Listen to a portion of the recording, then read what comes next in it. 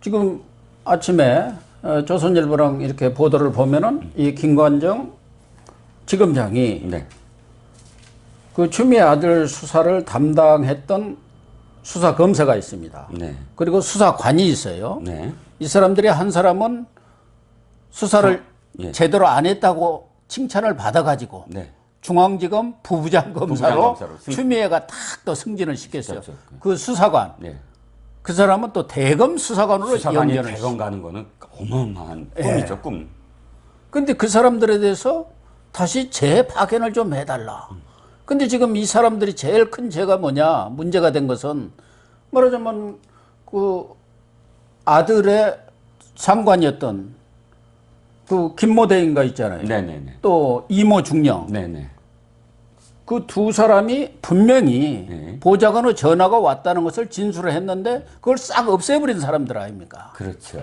그 사람들을 다시 파견해달라고 한 이유가 뭘까요? 자, 수사관 다시 파견이라는 건 이렇습니다. 제가 지금 알고 있기에는 그 전례를 봤을 때 파견이란 건 특수한 수사일 경우, 예를 들어서 새로운 검사가 이 파일을 받았을 때 단실 내에 못 끝날 정도의 어떤 그런 그 특수한 이 사건일 경우는 뭐 재파견이 가능하지요. 그리고 범위가 너무 넓을 경우, 그럴 경우는 새로운 수사관과 새로운 검사와 전임 검사가 다시 하게 만들지요. 근데 아시다시피 이 수사야말로 정말 간단한 수사 아닙니까? 예. 어떠한 지금 검사가 새로 오더라도 수사 제대로 진척도 안 하고 본인도 안 불렀잖아요.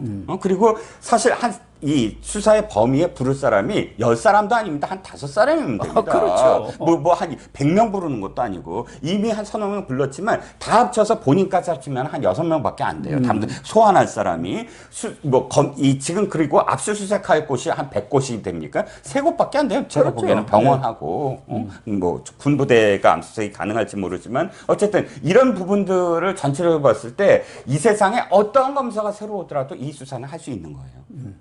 당연히. 그런데 굳이 중앙지검과 대검에 간 수사관과 뭐 담당 수사 검사를 파견해야 될 이유가 지금 제대로 드러나 있지 않는데 왜 불렀느냐? 바로 이 수사의 방향을 그대로 유지하려고 하는 것이죠. 그러니까 은폐축소 쪽으로 가가지고 적당히 지금 마무리하겠다는 게 이 김관정의 속셈 아니겠습니까? 그렇죠. 김관정이 이번에 동부지검에 온 것도 딱 이유가 이거밖에 없다라고 할 수밖에 없는 거예요. 즉 아들 문제 잘 해결해 달라. 왜냐하면 대검 형사부장은 전 수사를 다 사실 보고를 받을 수 있는 자리잖아요. 그런데 이 차장검사가 원래 사직을 했잖아요. 동부지검에. 김남우 사장검사죠. 김남우 사장검사는 몰랐다는 거예요. 측근들 얘기에 의하면. 그러니까요. 그러니까 진술이 있었느냐 없었느냐도 제대로 보고받지 않았다. 보고를 안 한 거죠. 차장검사한테. 부장검사가. 어떻게 됩니까? 아마도 그 직전에 이수건 동부지검장 직무대리가 아예 대검 형사부장한테 직보를 한 게 아니냐. 그러니까 그 진술이라든지 이런 게 나왔을 때가 바로 이수건이 직무대리 할 때였거든요. 그러니까 형사부장한테 직접 직보를 했고 이 상황에 대해서 김관정은 다 알고 있었고. 그러니까 이걸 어떻게 처리할까에 대한 뭐 플랜도 김관정이 다 잡고 돌아온 게 아니냐라는 겁니다. 그러니까 지금 이 사건의 처리 과정이라든가 이런 것을 보면은 그동안 한 6개월 정도 전혀 수사를 안 하다가 국민의힘의 조수진 의원이 국회에서 1월 달에 고발된 사건을 왜 지지부진하게 오리무중으로 두느냐 해가지고 그때부터 좀 동부지검에서 움직이기 시작한 거 아닙니까? 그래서 벌써 지금 8, 9개월이 됐어요. 그렇습니다. 나보다 수사를 하기도 벌써 다 끝냈을 거예요. 그렇죠. 우리 같이 아무것도 모르는 사람도 뻔하잖아요. 그거 불러볼 사람, 또 압수수색할 사람, 뭐 통화기록 조회하고 이러면 다 나오는 내용인데 이렇게 우물쭈물을 하고 있는 것은 기본적으로 추미애 장관이 이 사건을 은폐하겠다. 그냥 깔아뭉개겠다고 작정을 한 것 같아요. 그러니까 고기영 지금 법무차관 거기 지검장 하고 있던 사람들 깔아뭉개고 있었다 해갖고 법무차관은 딱 승진을 시켰잖아요. 그렇죠. 그리고 이수건 검사장 딱 승진시켜가지고 동부지검 지검장 직무대리 내려보냈고 이번에 또 울산지검장으로 보냈어요. 그 자리에 바로 김관정 이 지검장을 보낸 거 아닙니까? 네. 근데 그 형사부장 때도 이분이 여러 가지 또 이성윤하고 이렇게 호흡 코드를 맞춰갖고 문제가 됐던 적이 있잖아요. 그렇습니다. 그러니까 지금 일파만파로 번지는 게 바로 이제 저는 신원식 그 의원의 보좌관 녹취록부터 게임의 판이 바뀌고 있다. 게임의 룰이 바뀌고 있다라는 게 무너지기 시작하니까 한 번에 차곡차곡 무너지기 시작하더라고요. 그 흐름은 전체적인 흐름이. 오늘 보도 하나 기억 남는 게 국민권익위가 지금 지금 심의 중이다. 뭘 심의하냐면 법무부 장관 추미애의 이해 충돌과 관련해서 아들 문제가 지금 수사 중인데 지금 법무장관의 지위를 계속할 수 있느냐에 대한 문제를 국민권익위가 지금 심의 중이라고 합니다. 자, 저는 예전 같으면 이건 그냥 아주 깔고 뭉갤 수 있는 권익이라고 하더라도 누가 뭐 이거를 제소를 하든 뭘든 할 상황인데 이게 보도가 되고 심의한다. 결과는 나중 문제지만 이 자체가 지금 정권 내부에서의 흐름의 반영이 아니겠느냐. 그러니까 더 이상 지켜지지 못한 것 같다라는 분위기. 그러니까 더 지켜줬다가는 이 불똥이 청와대로 오는 게 아니냐. 어느 정도에서 차단해야 되는 게 아니냐. 더군다나 국민일보 단독 기사 혹시 보셨습니까? 예. 그 청와대로 불똥이 딱 그겁니다.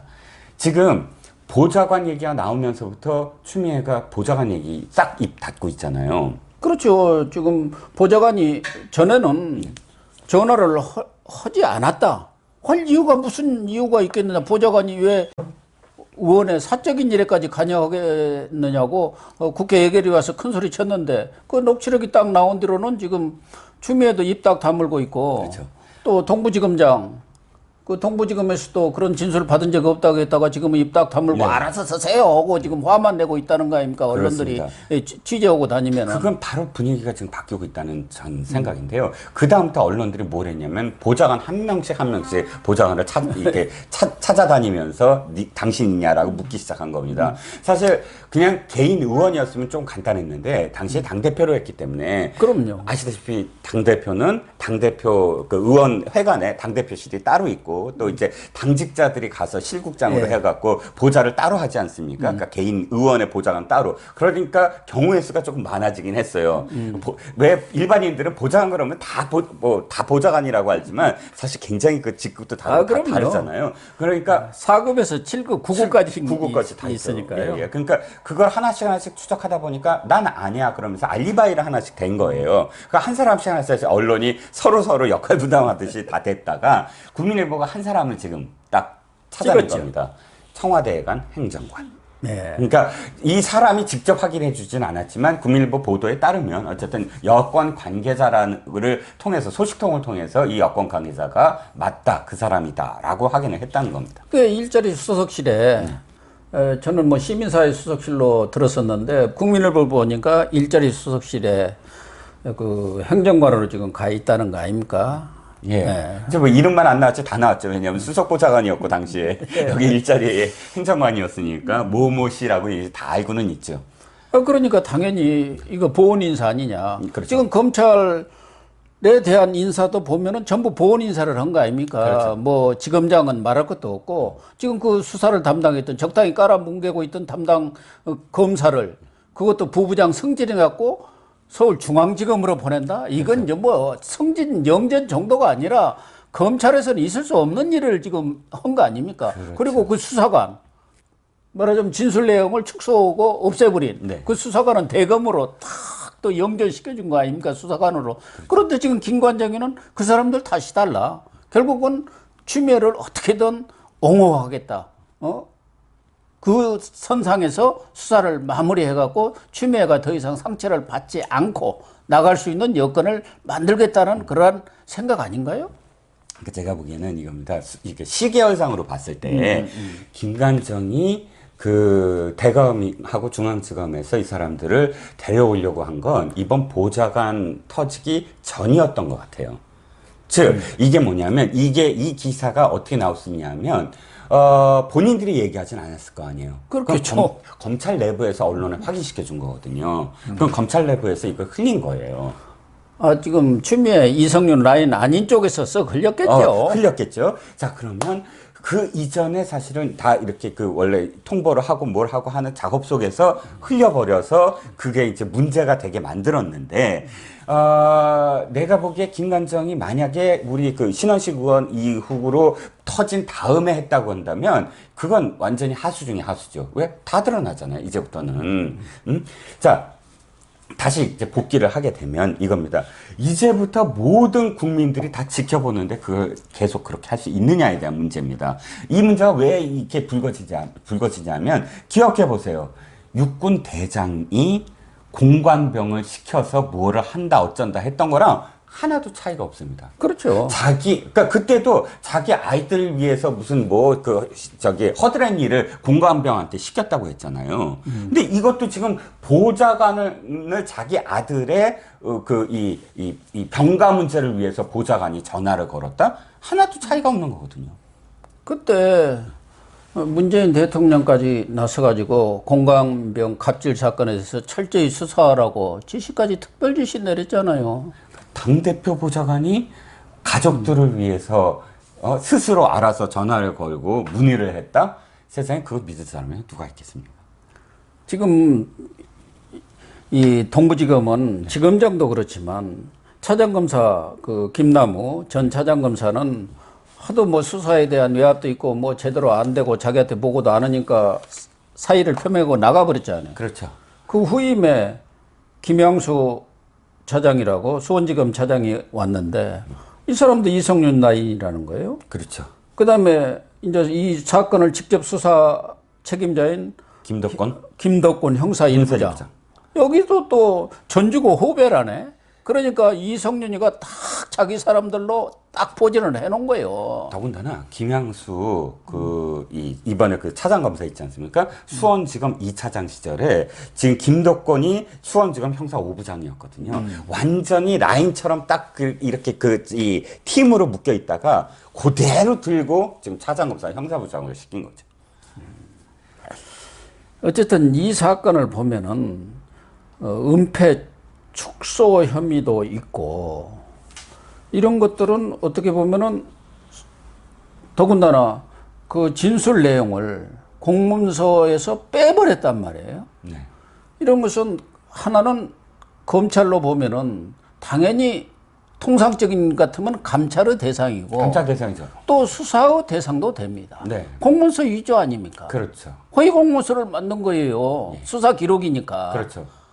그런데 지금 정치권에서는 이 문제 가지고 특검 얘기도 나오지만은 뭐 특검 여당에서 받아줄 리는 없는 것이고 그렇다고 본다면은 대검에서 시민단체라든가 야당에서 고발하는 사건을 동부지검으로 이렇게 다시 이첩을 했던데 동부지검이 수사를 하라고 거기에서 이제 지금까지 수사해 왔으니까 뭐 일견 같은 내용이니까 거기서 수사하라고 할 수도 있겠는데 윤석열 총장의 생각은 어떤 건지 저는 잘 판단을 못 하겠어요. 하나는 너무 고립화되다 보니까 추미애 장관과의 갈등을 더 이상 확산시키지 않기 위해서 그러는지 이런 것 같으면 당연히 총장으로서는 특임검사를 임명해서 수사를 하는 게 옳지 않겠습니까? 상식적으로 보면. 그렇죠. 왜 거기서는 지금 축소 은폐 의혹을 국민들로부터 받고 있는 그런 상황인데 아니면 윤 총장으로서는 추미애가 멀지 않아 떠날 테니까 좀 기다린다.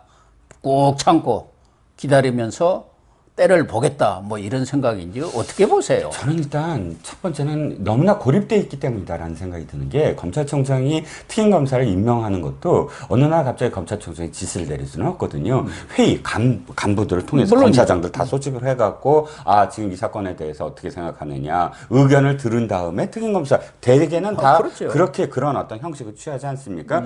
더군다나 그 직전에는 자기 대검의 자신의 어떤 사실 이 지휘관들이 있지 않습니까? 수사지 그거 전부 다 없앴잖아요 이번에 전부. 근데 어쨌든 그 지휘관들을 다 불러다 놓고 의견을 듣고 검사장 소집을 한 다음에 의견 듣고 특임검사 뭐 이렇게 결론을 내리는데 지금 원래 있어야 될 자기 지휘부에 있던 사람들 전부 다 폐지시켰잖아요. 이 지휘관을. 그 다음에는 검사장들 소집해봤자 자기 의견을 들을 수 있는 대검에서도 그렇고 전체 검사장도 그렇고 그것을 특임검사라고 이야기할 수 있는 그렇게 이게 뜻을 모아갈 수 있는 사람들 아무도 없을 겁니다. 그러다 보면 이렇게 했을 때 자기가 결론을 내릴 수 없는 상황, 그걸 노정을 시켜야 되느냐, 이 고민을 좀 했을 것 같습니다.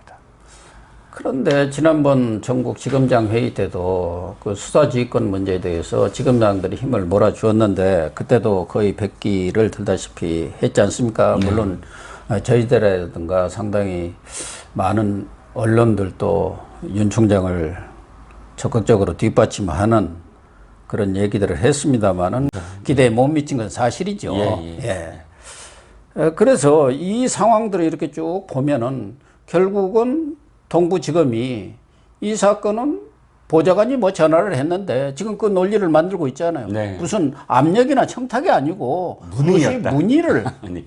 했으니까 아무런 문제가 없는 것이다. 이렇게 수사 결론을 내리고 그러면은 추미애로서는 부담을 더는 거 아니냐. 그렇죠. 자기는 몰랐다. 모르는 지금도 일이다. 그거 아닙니까? 아들하고 지금 보좌관하고 직접 전화를 해가지고 그 보좌관이 군에 한 것처럼 이렇게 흘러나오고 있어요. 그러니까 추미애는 나는 지금 금시초문이다. 아, 그런 일이 있었느냐 지금 이런 식 아닙니까? 그렇죠. 그러면서 해서 자기는 정치적 부담, 아들 부담을 털고 나올 수 있는 여건을 만들어가는 거 아닌가. 그래야 뭐 내년에 무슨 서울시장이든 뭐든 도전해 볼 거 아닙니까? 그렇죠. 처음에는 이제 완벽하게 이 사실을 은폐하려고 했던 것 같습니다. 모른다고 얘기했던 상황이. 그런데 결정타 신원식 의원의 그 녹취, 그러니까 전화를 걸어서 직접 확인하는 그 녹취가 나오면서 이 상황이 이제 변하기 시작했고요. 전체적으로는 그런 그림, 좀 말씀하셨듯이 외압은 아니었다. 법적으로는 문제가 없다. 그리고 추미애 장관은 전혀 몰랐다. 이런 결론을 내리려고 하는 것 같습니다. 실제로 이제 법조계에서 이 문제를 놓고 뭐 이렇게 그 정치적 평양이 없는 그런 변호사라든지는 그 또 법조계에 있는 사람들한테 물어봤더니 이게 외압이다라고 불법적으로 직권 남용을 하기까지는 상당히 다툼의 여지가 있다라는 부분이 좀 있어요. 왜냐하면 그것 중에 하나가 이 전화를 받은 사람들이 이건 외압이었다라고 사실 증언을 좀 해줘야 되거든요. 그런데 지금 현재 중위와 소령, 그러니까 대위와 소령은, 대위는 좀 달라요. 대위는 왜 보좌관이 했는지 모르겠다라고 얘기를 했고, 중령은 전혀 외압이 아니다라는 얘기를 하고 있기 때문에 굉장히 좀 지난한 어떤 과정이 좀 필요할 거다라고 얘기를 합니다. 하지만 법적인 부분이 중요한 게 아니라 어떤 의미에서는 이건 도덕적 윤리적으로 법적인 문제에 한 1000만 배는 지금 지탄의 대상이 될 수밖에 없죠. 왜냐하면 법무장관이기 때문에, 법무장관이 지금 자기 아들과 관련해서 한 점의 의혹도 없다라고 그렇게 수없이 이야기를 되풀이 해왔는데, 결과적으로는 이 아들 문제로 인한 어떤 뭐랄까요, 그 독직, 직위를 그냥 더럽히는 어떤 상황들을 계속 연출한 거 아닙니까? 이 모든 상황들에 대한 책임은 법적인 책임보다 한 1000만 배는 더 많은 윤리적인 책임이 있는 거죠. 정치적, 도덕적 그런 책임을 추 장관이 질지 않을 수는 없는 것이고, 아까 그 이모 중령 또 김모 대위 이 사람들 아마 전역한 것 같은데, 현역에 있으면 더 그런 얘기도 안 했을 거지만 전역했어도 만약 청탁을 받았는데 자기가 그렇게 처리를 해줬다면 사법 처리 대상이 되니까 그 사람들은 절대 그런 외압을 받았다고 하지를 않습니다. 그렇죠. 청탁에 또 뭐 대가가 있어야 되고 뭐 기타 등등. 본인이 처벌의 대상이 돼요. 그렇죠. 그런데 지금 신원식 국민의힘 요 쓰리스타 출신 아닙니까? 이분이 녹취록과 음성 녹음 파일 이것을 공개하면서 상황이 반전이 됐는데 그 당시 공개한 내용이 전체 그런 녹음 파일이라든가 이런데 뭐 일부분이라는 거예요. 그래서 또 결정적인 것은 쥐고 있다는데 그건 맞습니까? 신원식 의원도 이번에 뭐 초선 의원이지만 삼성 장군이나 하고 또 패널로도 언론 쪽에 많이 나와서 언론의 감각도 아는 사람인데 다 깎겠습니까?